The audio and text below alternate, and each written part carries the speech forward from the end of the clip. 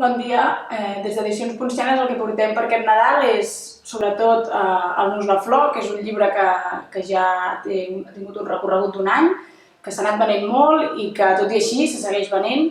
Nosaltres hem estat en fires i la gent el busca perquè Enric Casasses ja és un autor consolidat, que és un referent per moltes generacions i segueix estant viu, segueix bategant. I tant. És un petit fenomen. Com a editors estem sorpresos. Sabíem que l'Enric té públic, però realment aquest llibre, el Nus la Flor en concret, s'ha convertit una mica en la seva peça, diguem-ne, més ben rebuda per al públic. I això passa amb pocs poetes, que arribin a aquestes xifres de ventes. Nosaltres anem per la segona edició, quasi bé 3.000 unitats, que això potser ha passat amb alguns autors com Miquel Martí Pol o Joan Margarit, però pocs més. I això vol dir que l'Enric està en el seu moment més potent.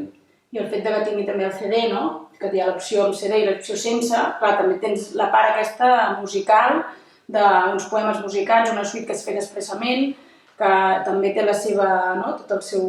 és un cicle, i hi ha música, o sigui, hi ha cant i hi ha l'Enric recitant. També és una manera de veure aquest potencial que té l'Enric en públic, no? Que el pots sentir a casa i en una suite tancada. Per tant, totes aquestes dues opcions li donen molt de joc. Qui vol només la poesia, perquè ja coneix l'Enric, o qui vol sentir-lo en directe també amb aquesta suite.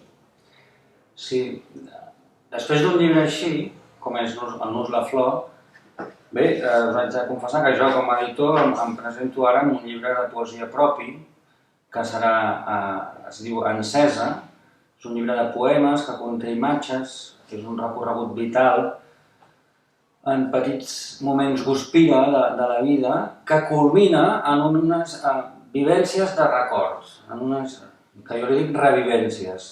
I aquestes em condueixen, el llibre, com si tingués un caminet propi, em porta a les memòries del naixement.